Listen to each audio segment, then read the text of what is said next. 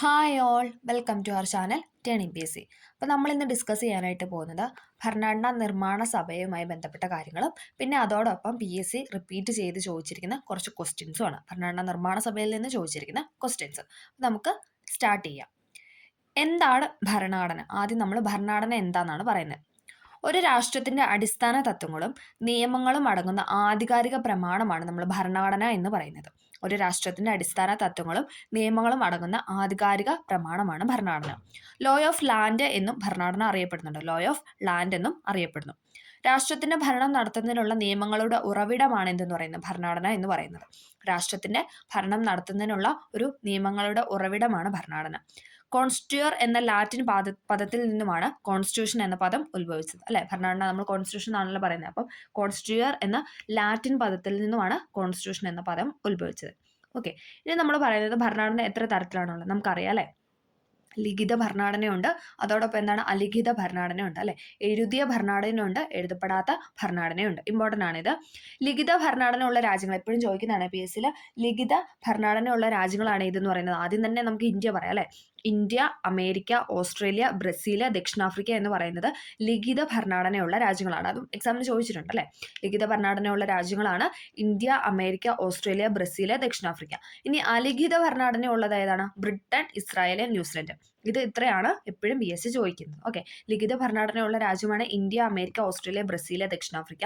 അലിഖിത ഭരണഘടനയുള്ള രാജ്യങ്ങളാണ് Britain, Israel, New Zealand എന്ന് പറയുന്നത്. ഓക്കെ, ഭരണഘടന എന്ന ആശയം ഉത്ഭവിച്ചത് ബ്രിട്ടനിൽ നിന്നാണ്. ഭരണഘടന എന്ന ആശയം ആദ്യമായിട്ട് ഉത്ഭവിച്ചത് ബ്രിട്ടനാണ്.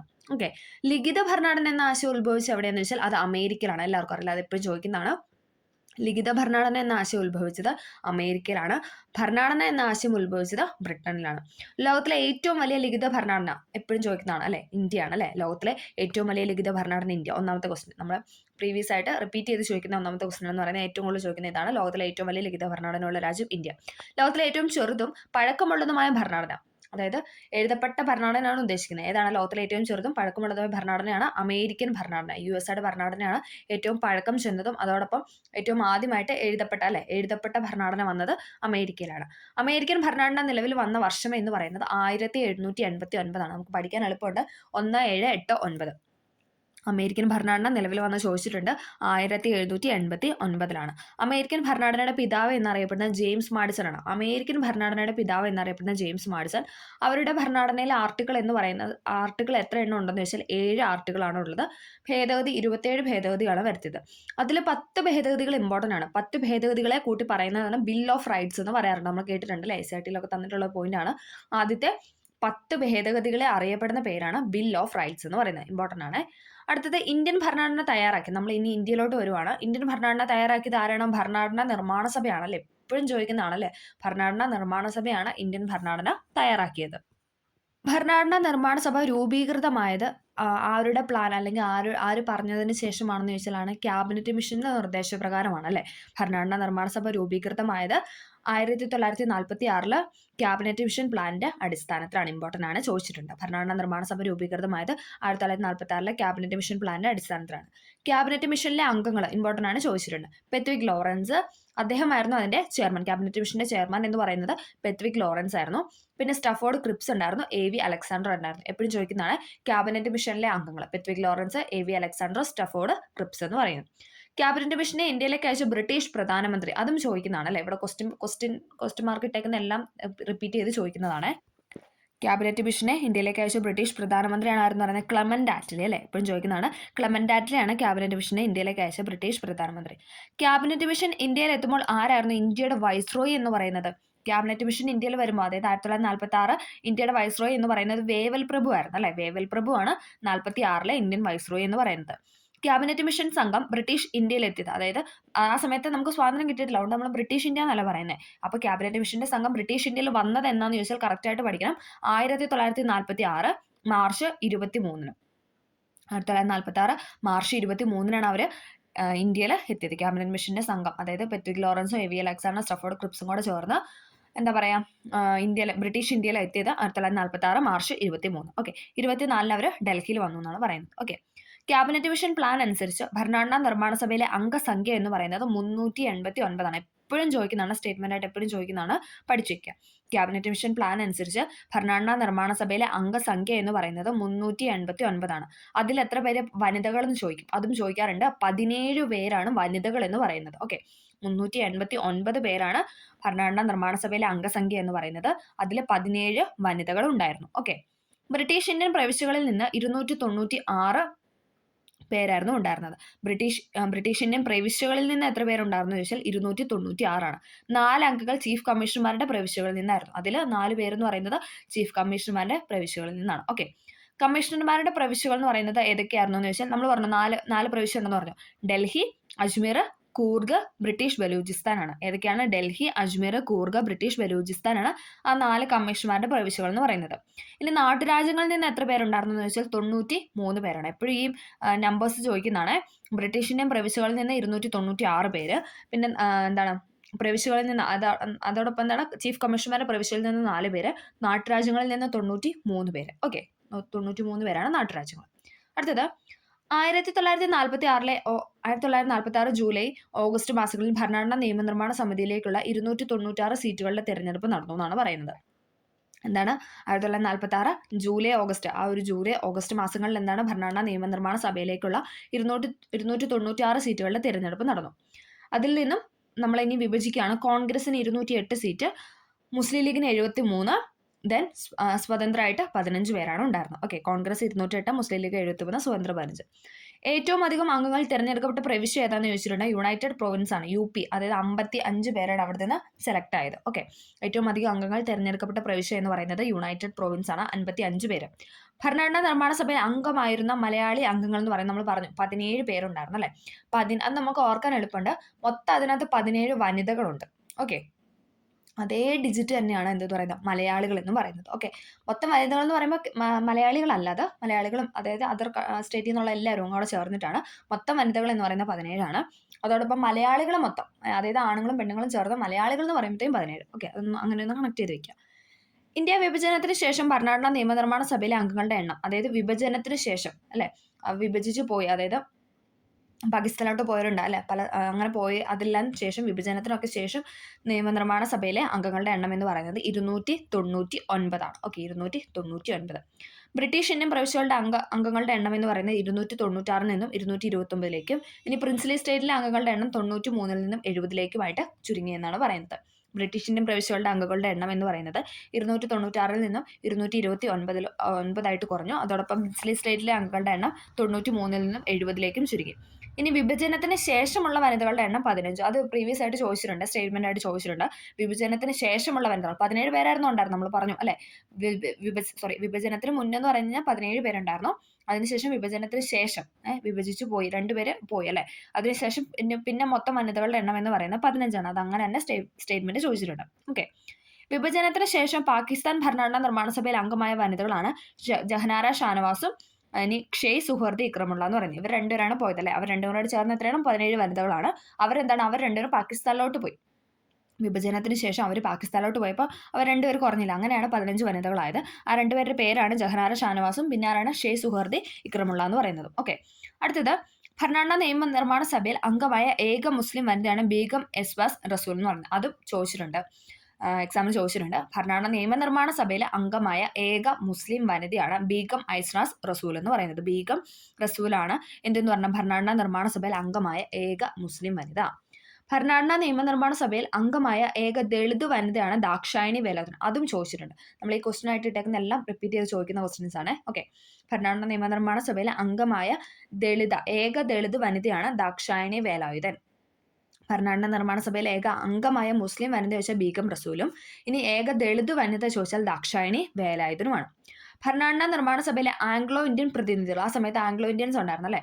ആംഗ്ലോ ഇന്ത്യൻ പ്രതിനിധികളായിരുന്നു ആരെന്ന് പറയുന്നത്? Frank Antony, SH പ്രാട്രോയ്, MVN Collins എന്ന് പറയുന്നത്. ഇവർ 3 പേരായിരുന്നു ആ സമയത്തെ ആംഗ്ലോ ഇന്ത്യൻ പ്രതിനിധികൾ എന്ന് പറയുന്നത്. ഭരണഘടനാ നിർമ്മാണ സഭയിലെ ഗൂർഖ വിഭാഗത്തിൽ നിന്നുള്ള പ്രതിനിധിയായിരുന്നു ദാംബർ സിംഗ് ഗുരുങ് എന്ന് പറയുന്നത്. ദാംബർ സിംഗ് ഗുരുങ്, ആ ഒരു ഗുരുങ് അങ്ങനെ ഒന്ന് കണക്ട് ചെയ്യുക. ഭരണഘടനാ നിർമ്മാണ സഭയിലെ ഗൂർഖ വിഭാഗത്തിൽ നിന്നുള്ള പ്രതിനിധിയായിരുന്നു ദാംബർ സിംഗ് ഗുരുങ്. ഭരണഘടനാ നിർമ്മാണ സഭയിൽ നിലവിൽ വന്നത് ഇമ്പോർട്ടൻ്റ് ആണ്. ഭരണഘടനാ നിർമ്മാണ സഭ എന്നാണ് നിലവിൽ വന്നത്? 1946 ഡിസംബർ 6-നാണ് അല്ലേ? 1946 എപ്പോഴും ചോദിക്കുന്നതാണ്. 1946 ഡിസംബർ 6. ഇനി നമുക്ക് ആ ഒരു ഓർഡറിന് ആ ഒരു ഫ്ലോയിൽ അങ്ങ് പഠിക്കാം. കാരണം ആ ഒരു ഡിസംബർ ജാനുവരി മാസം കൊണ്ടല്ലേ അങ്ങനെയാണ് നമ്മൾ മൊത്തം പഠിക്കുന്നത്, ഡേറ്റ് ഒക്കെ നമ്മൾ പഠിക്കുന്നത്. അപ്പോൾ അത് ആ ഒരു ഓർഡറിൽ അങ്ങ് ഇങ്ങനെ മനസ്സിലാക്കി പഠിച്ചാൽ മതി. ഓക്കെ, 1946 ഡിസംബർ 6-ന് എന്താണ്? ഭരണഘടനാ നിർമ്മാണ സഭ നിലവിൽ വന്നു. ഇനി ആദ്യത്തെ സമ്മേളനം നടന്നു 3 ദിവസത്തിന് ശേഷം, അതായത് ഡിസംബർ 6-ന് സഭ നിലവിൽ വന്ന് 3 ദിവസം കഴിയുമ്പോൾ, ഡേറ്റ് എത്രയാണ്? ഡിസംബർ 9 അല്ലേ? 1946 ഡിസംബർ 9-ന് എന്താണ്? ആദ്യത്തെ സമ്മേളനം നടന്നു. ആദ്യ സമ്മേളനത്തിൽ 9 സ്ത്രീകൾ ഉൾപ്പെടെ 207 പേര് പങ്കെടുത്തു. ഓക്കെ, 9 സ്ത്രീകൾ ഉൾപ്പെടെ എത്ര പേരാണ് പങ്കെടുത്തത്? 207 പേരാണ് പങ്കെടുത്തത്. മുസ്ലിം ലീഗ് എന്താ ചെയ്തത്? മുസ്ലിം ലീഗ് ഈ സമ്മേളനം ബഹിഷ്കരിക്കുകയാണ് ഉണ്ടായത്. ആദ്യത്തെ സമ്മേളനം മുസ്ലിം ലീഗ് ബഹിഷ്കരിച്ചു. അപ്പോൾ ഒന്ന് പറഞ്ഞ്, 1946 ഡിസംബർ 6-ന് ഭരണഘടനാ നിർമ്മാണ സഭ രൂപീകൃതമായി. അത് കഴിഞ്ഞ് 3 ദിവസത്തിന് ശേഷം 1946 ഡിസംബർ 9 ആയപ്പോൾ എന്താണ്? ആദ്യത്തെ സമ്മേളനം ഉണ്ടായി അല്ലേ? ആദ്യത്തെ സമ്മേളനം. ഇനി അതേസമയം എന്താണ്? ആ സമയത്ത് 207 പേരാണ്, അതായത് മൊത്തം 9 സ്ത്രീകൾ ഉൾപ്പെടെ 207 പേര് പങ്കെടുത്തു. അതിലെന്താണ്? മുസ്ലിം ലീഗ് പങ്കെടുത്തില്ല, അവരത് ബഹിഷ്കരിക്കുകയാണ് ഉണ്ടായത്. ഓക്കെ, ആദ്യത്തെ സമ്മേളനം എവിടെ വെച്ചാണ് നടന്നത്? ആദ്യത്തെ സമ്മേളനം നടന്നത് ന്യൂഡൽഹിയിലെ കോൺസ്റ്റിറ്റ്യൂഷൻ ഹാളിൽ വെച്ചിട്ടാണ്. ഇമ്പോർട്ടൻ്റ് ആണ്, ആദ്യം ചോദിച്ചിട്ടുണ്ട്. അപ്പം നമ്മൾ പറഞ്ഞു 1946 ഡിസംബർ 6-ന് ഭരണഘടനാ നിർമ്മാണ സഭ രൂപീകൃതമായി. 46 ഡിസംബർ 9 ആയപ്പോൾ അവർ സമ്മേളിച്ചു എന്ന് പറഞ്ഞു. 207 പേരാണ് പങ്കെടുത്തത്. മുസ്ലിം ലീഗ് അത് ബഹിഷ്കരിച്ചു.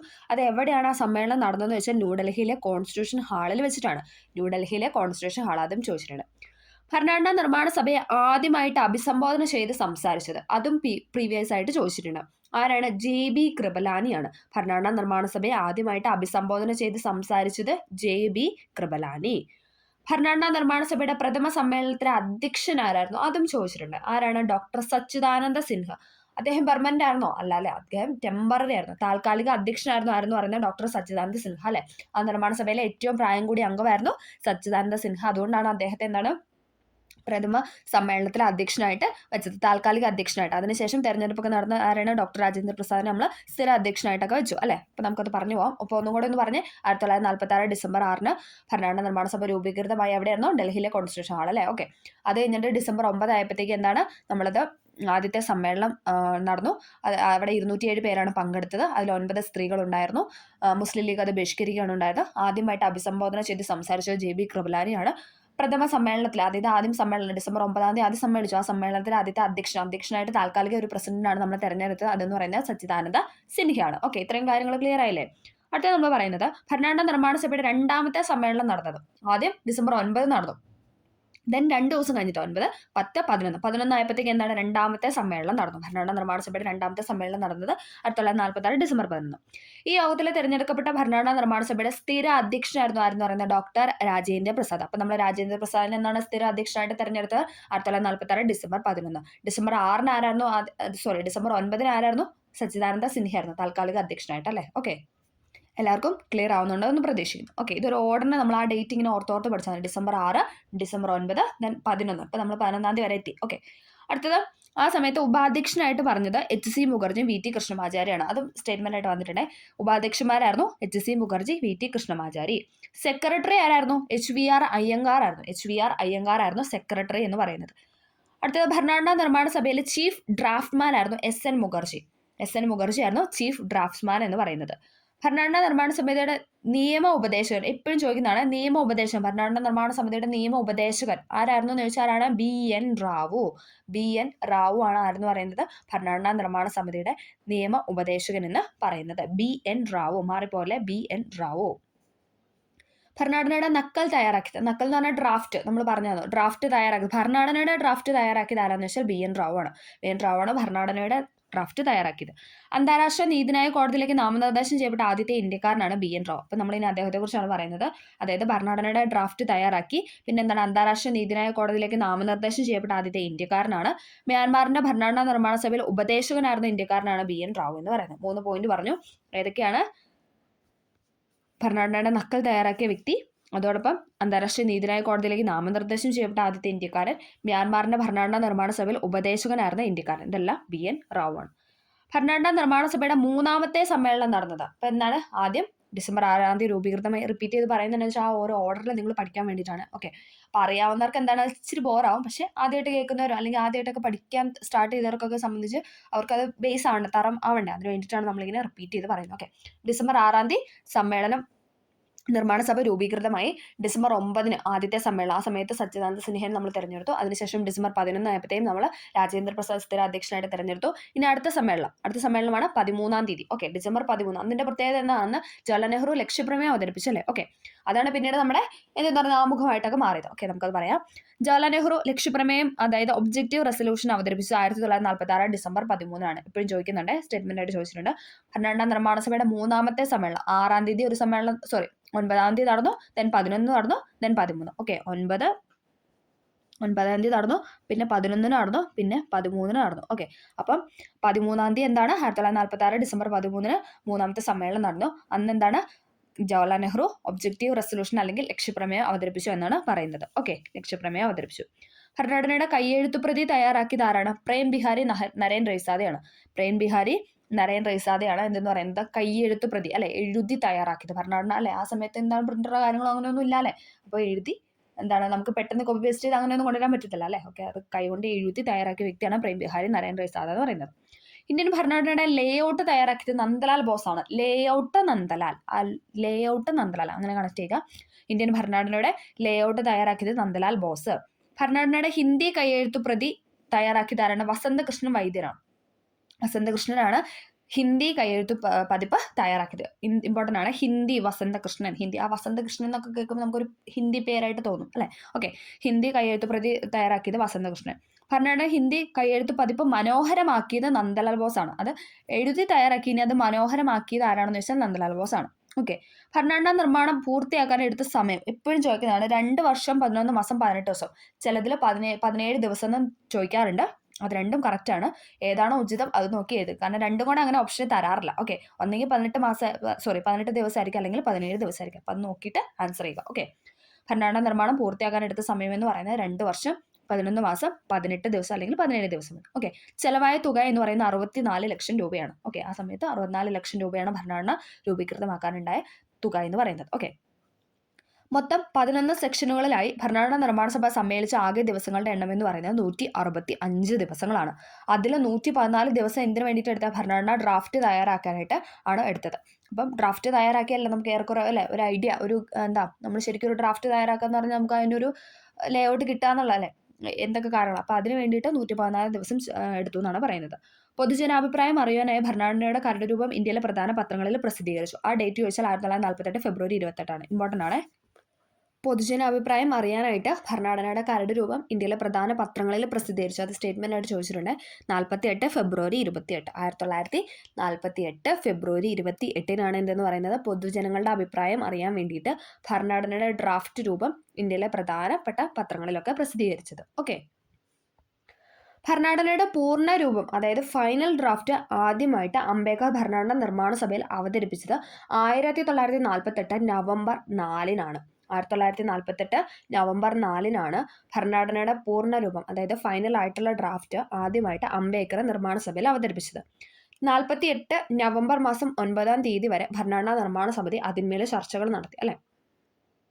അദ്ദേഹം മാത്രമല്ല, ഒരുപാട് പേരുണ്ടല്ലേ. അപ്പോൾ അത്രയും പേര് എന്താണ് അതിനെപ്പറ്റി നോക്കും, അതിനെപ്പറ്റി പല ചർച്ചകളും ഉണ്ടായി എന്നാണ് പറയുന്നത്. ഇതൊന്നും അങ്ങനെ ചോദിച്ച് കണ്ടിട്ടില്ല, അതാണ് അത്രയും ഇതായിട്ട് പറയാത്തത്. ഓക്കെ, സമിതിയിൽ ഭരണഘടന രണ്ടാമതും വായിക്കപ്പെടുകയും 1948 നവംബർ 15 മുതൽ 49 ഒക്ടോബർ 17 വരെ തൊട്ടടുത്ത വർഷം വരെ എന്താണ് അത് ഇങ്ങനെ നീണ്ടു നിന്നാണ് പറയുന്നത്. അതുമായി ബന്ധപ്പെട്ട ഏകദേശം 7653 ഭേദഗതികൾ നിർദ്ദേശിക്കപ്പെടുകയും അവയിൽ 2473 നിർദ്ദേശങ്ങൾ ചർച്ച ചെയ്യപ്പെടുകയും ചെയ്തു. 1949 നവംബർ 14 മൂന്നാമതും ഭരണഘടന വായിക്കുകയും അതിനുശേഷം ഭരണഘടന അംഗീകരിക്കാനുള്ള പ്രമേയം BR അംബേദ്കർ അവതരിപ്പിക്കുകയും ചെയ്തു. ഇനി നമുക്ക് അടുത്ത പഠിക്കാനുള്ള ഡേറ്റ് എന്ന് പറയുന്നത് ഇതാണ്.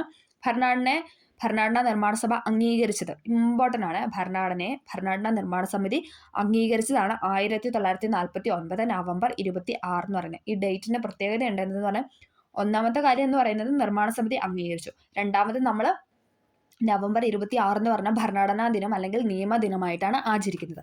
മൂന്നാമത് എന്താണ്, നമ്മുടെ പ്രിയാമ്പിളിൽ, ഇന്ത്യൻ ഭരണഘടനയുടെ പ്രിയാമ്പിളിൽ അല്ലെങ്കിൽ ആമുഖത്തിൽ പരാമർശിക്കുന്ന ഏക ഡേറ്റ് എന്ന് പറയുന്നത് 1949 നവംബർ 26 ആണ്. ഓക്കെ, ഇത്രയും കാര്യങ്ങൾ ക്ലിയർ ആയില്ലേ? ഭരണഘടനാ നിർമ്മാണ സമിതി അംഗീകരിച്ച ഡേറ്റ് ആണ് നവംബർ 26. ഏതാണ് വർഷം? 1949. നമ്മൾ 46 ഡിസംബർ 6 സ്റ്റാർട്ട് ചെയ്തതാണ്. പക്ഷേ ഇതേ ഇങ്ങനെ വന്ന് അല്ലേ, അതാണ് പറയുന്നത് 2 വർഷം എത്രയാണ്, 11 മാസം 17 ദിവസം അല്ല 18 ദിവസം എടുത്തു എന്ന് പറഞ്ഞു. അപ്പം അത്രയും ടൈം വന്നല്ലേ. അപ്പം ഇതിനിപ്പോൾ നമ്മൾ എത്തി നിൽക്കുന്നത് 1949 46 തുടങ്ങി 49 വന്നിരിക്കുന്നത്. 49 നവംബർ 26 ഭരണഘടനാ നിർമ്മാണ സമിതി അത് ഭരണഘടനയെ അംഗീകരിച്ചു. കരട് രൂപമൊക്കെ കൊണ്ട് അംബേദ്കർ എന്താണ് അത് വായിച്ചു. അതിനുശേഷം എല്ലാ തിരുത്തലുകളൊക്കെ കഴിഞ്ഞിട്ട് എന്താണ് അംഗീകരിച്ചു. നവംബർ 26 എന്ന് പറഞ്ഞാൽ ഭരണഘടനാ ദിനം അല്ലെങ്കിൽ നിയമദിനമായിട്ടാണ് ആചരിക്കുന്നത്. അതോടൊപ്പം നമ്മുടെ പ്രിയാമ്പിളിൽ പരാമർശിക്കുന്ന ഏക ഡേറ്റ് എന്ന് പറയുന്നത് 49 നവംബർ 26. ഓക്കെ, ക്ലിയർ ആയെന്ന് പ്രതീക്ഷിക്കുന്നു. ദേശീയ നിയമദിനമായിട്ട് ഭാരതത്തിൽ ആചരിക്കുന്ന നവംബർ 26. ഓക്കെ, ഭരണഘടനാ നിർമ്മാണ സമിതിയിലെ അംഗങ്ങൾ ഭരണഘടനയിൽ ഒപ്പുവെച്ചത് എന്നാണ് ചോദിച്ചിട്ടുണ്ട്. റിപ്പീറ്റഡ് ആണ്. ഭരണഘടനാ നിർമ്മാണ സമിതിയിലെ അംഗങ്ങൾ ഭരണഘടനയിൽ എന്താണ് ഒപ്പുവെച്ചതെന്ന് വെച്ചാൽ എന്താണ്, 1950 ജനുവരി 24 26 ആയപ്പോൾ എന്താണ് ഭരണഘടന നിലവിൽ വന്നു. ഓക്കെ, 24 ഒപ്പുവെച്ചത്. ഓക്കെ, അന്ന് 26 24 ഓർത്താൽ മതി. ഓക്കെ, ഭരണഘടനാ നിർമ്മാണ സമിതിയിലെ അംഗങ്ങൾ ഭരണഘടനയിൽ ഒപ്പുവെച്ചത് 1950 ജനുവരി 24.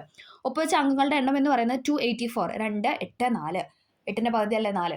അപ്പം 2 8 4 അങ്ങനെ ഓർത്താൽ മതി. 8ന്റെ പകുതി തൊട്ടിപ്പുറത്തേക്കുന്ന 2 അല്ലേ, അല്ലെങ്കിൽ നിങ്ങൾ ഓർത്താൽ 2 8 4 ഒരു ഓർഡറിൽ ഓർത്താൽ മതി. 2 8 4. ഓക്കെ, ഇന്ത്യൻ ഭരണഘടന നിലവിൽ വന്നത് എല്ലാവർക്കും അറിയാം 1950 ജനുവരി 26. ഓക്കെ, 26 നിലവിൽ വന്നു. ഓക്കെ, ജനുവരി 26 റിപ്പബ്ലിക് ദിനമായി തിരഞ്ഞെടുക്കാൻ ഒരു ചരിത്രപരമായ വസ്തുതയുണ്ട്. എന്താണ്, 1929 ലാഹോർ സെഷൻ പ്രകാരം 1930 ഇതേ ദിവസമാണ് പൂർണ്ണ സ്വരാജ് ദിവസമായിട്ട് ആഘോഷിച്ചത്. അതുകൊണ്ടാണ് ജനുവരി 26. പിന്നെ അതോടൊപ്പം എന്താണ് നമ്മൾ പറഞ്ഞായിരുന്നു, ജനുവരി 26 നമ്മുടെ ഇൻഡിപെൻഡൻസ് ഡേ ആയിട്ടൊക്കെ ആചരിക്കണം എന്നൊക്കെ പറഞ്ഞായിരുന്നു അല്ലേ. അപ്പം അതുകൊണ്ടാണ് ജനുവരി 26 തിരഞ്ഞെടുത്തത്. ഓക്കെ, ജനുവരി 26 റിപ്പബ്ലിക് ദിനമായി. ഓക്കെ, 1950 ജനുവരി 26 എന്താണ്, ഇന്ത്യ റിപ്പബ്ലിക്കായി. ഓക്കെ, ഇന്ത്യ റിപ്പബ്ലിക്കായി പ്രഖ്യാപിക്കപ്പെട്ടത് 1950 ജനുവരി 26. ഇന്ത്യൻ ഭരണഘടന നിലവിൽ വരുമ്പോൾ 395 ആർട്ടിക്കിളും 8 പട്ടികകളും 22 പാർട്ടുകളുമാണ് ഉണ്ടായിരുന്നത്. 395 ആർട്ടിക്കിൾ, 8 സ്കെഡ്യൂള്, 22 പാർട്ടുമാണ് ഉണ്ടായിരുന്നത്. ഓക്കെ, നിലവിൽ എത്ര എണ്ണം ഉണ്ട്? 448 ആർട്ടിക്കിളും 12 പട്ടികകളും 25 ഭാഗമാണ് ഉള്ളത്. ഓക്കെ, 448 ആർട്ടിക്കിൾ, 448 അനുച്ഛേദങ്ങളും 12 പട്ടികകളും 25 പാർട്ടുമാണ് നിലവിൽ ഉള്ളത്. ഓക്കെ, ഇമ്പോർട്ടൻ്റ് ആണ്. ഭരണഘടനാ നിർമ്മാണ സഭ ദേശീയ പതാക അംഗീകരിച്ചു. ഇനി ദേശീയ പതാക, ദേശീയ ഗാനം, ദേശീയ ഗീതം അംഗീകരിച്ചൊക്കെ ഡേറ്റ് ആണ് പറയുന്നത്. അത് ഇമ്പോർട്ടൻ്റ് ആണല്ലോ, എല്ലാവർക്കും അറിയാം, അത് എപ്പോഴും ചോദിക്കുന്നതാണ്. ഓക്കെ, ദേശീയ പതാക നമ്മൾ ആദ്യം പറയുന്ന ഫ്ലാഗ് ആണ്. ദേശീയ പതാക എന്നാണ് അംഗീകരിച്ചത് 1947 ജൂലൈ 22. കാരണം എന്താണ്, നമുക്ക് 47 ഓഗസ്റ്റ് 15 നമ്മുടെ പതാക ഉയർത്തണം. അപ്പം അതിന് മുന്നേ എന്തായാലും നമ്മുടെ പതാക, നമ്മുടെ നാഷണൽ ഫ്ലാഗ് നമുക്ക് അംഗീകരിച്ചേ പറ്റുള്ളൂ. അതുകൊണ്ടാണ് ആ ഒരു ഡേറ്റ് മാത്രമേ 47 വന്നത്. അപ്പം അത് അങ്ങനെ കണക്ട് ചെയ്ത് വെച്ചാൽ മതി. ജൂലൈ ഓഗസ്റ്റ് ആകുമ്പോഴത്തേ നമുക്ക് എന്തായാലും ഫ്ലാഗ് ഉയർത്തണം അല്ലേ. അപ്പം അങ്ങനെ ആ ഒരു ഡേറ്റ് വെച്ചിട്ട് കണക്ട് ചെയ്താൽ മതി. 47 ജൂലൈ 22 ദേശീയ ഫ്ലാഗിനെ അംഗീകരിച്ചു. ഇനി ദേശീയ ഗാനവും ദേശീയ ഗീതവും അംഗീകരിച്ച എന്നാണ്, ജനുവരി 24 26 അല്ല 24. ഓക്കെ, ഭരണഘടനാ നിർമ്മാണ സഭ അവസാനമായി സമ്മേളിച്ച അല്ലെങ്കിൽ ഒപ്പുവെച്ച ആ ഒരു ഡേറ്റ് ആണ് എന്താണ്, ജനുവരി 24 എന്ന് പറയുന്നത്. ആ ഡേറ്റിലാണ് എന്തെന്ന് പറഞ്ഞാൽ ദേശീയഗാനം ദേശീയഗീതം അംഗീകരിച്ചെന്നൊന്ന് കണക്ട് ചെയ്ത് വെക്കുക. ഓക്കെ, 1950 ജനുവരി 24 ദേശീയഗാനവും ദേശീയഗീതവും അംഗീകരിച്ചു. എന്താണ് ദേശീയ മുദ്രയെ അംഗീകരിച്ചത്? 1950 ജനുവരി 26 ദേശീയ മുദ്ര നമ്മൾ അംഗീകരിച്ചത്. 1950 ജനുവരി 26 ദേശീയ മുദ്ര. അപ്പം നമ്മൾ പറഞ്ഞു 1947 ജൂലൈ 22 നാഷണൽ ഫ്ലാഗ് അല്ലെ, ദേശീയ പതാക അംഗീകരിച്ചു. പിന്നെ എന്താണ്, 1950 ജനുവരി 24 ആയപ്പം ദേശീയ ഗാനം ദേശീയ ഗീതം അംഗീകരിച്ചു. ഇനി ദേശീയ മുദ്ര അംഗീകരിച്ചത് ജനുവരി 26, 2 ദിവസം കഴിഞ്ഞിട്ട് അല്ലേ, റിപ്പബ്ലിക് ആയ ദിവസമാണ് ദേശീയ മുദ്ര അംഗീകരിച്ചത്. ഇനി കലണ്ടറിനെ അംഗീകരിച്ച വർഷമാണ് 1957. കുറച്ചും കൂടെ ടൈമൊക്കെ കഴിഞ്ഞിട്ടാണ് നമ്മൾ ശകവർഷം നമ്മുടെ കലണ്ടർ അംഗീകരിച്ചത്. 1957 മാർച്ച് 22. ഓക്കെ, ആ ഒരു 4 ഡേറ്റും മാറിപ്പോകാതെ കറക്റ്റായിട്ട് പഠിക്കാം. ഓക്കെ, 1957 മാർച്ച് 22 ദേശീയ കലണ്ടർ അംഗീകരിച്ചു. ഇനി നമ്മൾ ലാസ്റ്റായിട്ട് പറയുന്നത് ഡ്രാഫ്റ്റിംഗ് കമ്മിറ്റീനെ പറ്റിയാണ് അല്ലേ. ഈ ഭരണഘടനാ നിർമ്മാണ സഭയിലെ മെയിൻ ആയിട്ടുള്ള കമ്മിറ്റി ആയിരുന്നു എന്ന് പറഞ്ഞാൽ ഡ്രാഫ്റ്റിംഗ് കമ്മിറ്റി എന്ന് പറയുന്നത്. ഭരണഘടനാ നിർമ്മാണ സഭയിലെ ഏറ്റവും പ്രധാനപ്പെട്ട കമ്മിറ്റിയാണ് ഡ്രാഫ്റ്റിംഗ് കമ്മിറ്റി. ഭരണഘടനയുടെ കരട് രൂപം സമർപ്പിക്കുന്നതിന് വേണ്ടി രൂപീകരിക്കപ്പെട്ട കമ്മിറ്റി അല്ലെ, കരട് രൂപം സമർപ്പിക്കുന്നതിന് വേണ്ടിയിട്ട് രൂപീകരിച്ച കമ്മിറ്റിയാണ് ഇതെന്ന് പറഞ്ഞ ഡ്രാഫ്റ്റിംഗ് കമ്മിറ്റി എന്ന് പറയുന്നത്. എന്താണ് നിലവിൽ വന്നത്? 1947 ഓഗസ്റ്റ് 29 നമുക്ക് സ്വാതന്ത്ര്യമൊക്കെ കിട്ടിയ ഏതാനും ദിവസങ്ങൾക്കുള്ളിൽ എന്താണ് ഭരണഘടനാ നിർമ്മാണ സഭയിലെ ഡ്രാഫ്റ്റിംഗ് കമ്മിറ്റി നിലവിൽ വന്നു അല്ലെ. പെട്ടെന്ന് തന്നെ നമുക്ക് എന്താണ് ഭരണഘടന വേണം, കോൺസ്റ്റിറ്റ്യൂഷൻ വേണം എന്നുള്ള ഇതുകൊണ്ട് പെട്ടെന്ന് തന്നെ സ്വാതന്ത്ര്യം കിട്ടിയ സമയം കൊണ്ട് തന്നെ എന്താണ് ഏതാനും ദിവസങ്ങൾക്കുള്ളിൽ തന്നെ നമ്മൾ എന്താണ് നമ്മുടെ കോൺസ്റ്റിറ്റ്യൂഷന് വേണ്ടിയിട്ട് കരട് രൂപം തയ്യാറാക്കാൻ വേണ്ടി സ്റ്റാർട്ട് ചെയ്തു. ഓക്കെ, 1947 ഓഗസ്റ്റ് 29 വന്നത്. അംഗസംഖ്യ എന്ന് പറയുന്നത് 7ആണ്. എപ്പോഴും ചോദിക്കാറുണ്ട്, എപ്പോഴും സ്റ്റേറ്റ്മെന്റ് ആയിട്ട് കഴിഞ്ഞ എന്താ പ്രീവിയസ് ആയിട്ട് ചോദിച്ചിട്ട് 8 പേരുണ്ടായിരുന്നു, 9 പേരുണ്ടായിരുന്നു എന്നൊക്കെ പറഞ്ഞ് പെട്ടെന്ന് നമുക്ക് ഇങ്ങനെ കുഴപ്പിക്കും. അപ്പൊ എത്ര പേരാണ്? 7 പേരാണ് ഡ്രാഫ്റ്റിംഗ് കമ്മിറ്റിയിൽ അംഗങ്ങൾ എന്ന് പറയുന്നത്. ചെയർമാൻ എന്ന് പറയുന്ന ആരാണ്? ഡ്രാഫ്റ്റിംഗ് കമ്മിറ്റിയുടെ ചെയർമാൻ ആണ് BR അംബേദ്കർ. ഡ്രാഫ്റ്റിംഗ് കമ്മിറ്റിയുടെ ചെയർമാൻ ആണ് ഡോക്ടർ BR അംബേദ്കർ. ബാക്കി അംഗങ്ങളെയും കൂടെ നമുക്ക് പഠിക്കാം. KM Munshi, Muhammad Saadullah, Alladi Krishnaswami Iyer, N Gopalaswami Iyengar, DP Khaitan, BL Mitra. അതിൽ 2 പേര് മാറിയിട്ടുണ്ട്. TP ഖേത്താൻ അദ്ദേഹം മരിച്ചു. അദ്ദേഹത്തിന്റെ മരണത്തിന് ശേഷം ആരാണ്?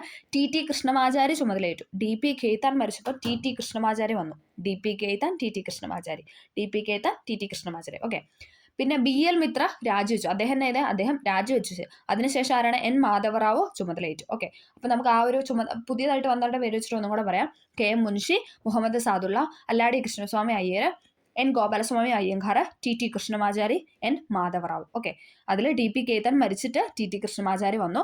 BL മിത്ര രാജിവെച്ചപ്പോൾ N മാധവറാവു വന്നു. ഓക്കെ, ചെയർമാൻ എന്ന് പറയുന്നത് ഡോക്ടർ BR അംബേദ്കർ ആണ്. അങ്ങനെ മൊത്തം 7 അംഗങ്ങളാണ് ഉള്ളത്. ഓക്കെ, അപ്പം എന്താണ് ക്ലാസ് എല്ലാവർക്കും ഇഷ്ടപ്പെട്ടു എന്ന് വിചാരിക്കുന്നു. ഭരണഘടനാ നിർമ്മാണ സഭയുടെ ഫുൾ ഡീറ്റെയിൽസും, അതായത് നമുക്ക് എപ്പോഴും ചോദിക്കുന്ന ക്വസ്റ്റ്യൻസും എല്ലാം കൂടെ ഇൻക്ലൂഡ് ചെയ്തിട്ട് ഒരു കുഞ്ഞു ക്ലാസ് ആയിരുന്നു. എല്ലാവർക്കും ഹെൽപ്ഫുൾ ആയെന്ന് വിചാരിക്കുന്നു. ഹെൽപ്ഫുൾ ആയെങ്കിൽ തീർച്ചയായും ലൈക്ക് ചെയ്ത് സപ്പോർട്ട് ചെയ്യുക. അതോടൊപ്പം എന്തെങ്കിലും ഡൗട്ട് ഉണ്ടെങ്കിൽ തീർച്ചയായും കമന്റ് ആയിട്ട് രേഖപ്പെടുത്തുക. അപ്പോൾ ഓക്കെ, താങ്ക്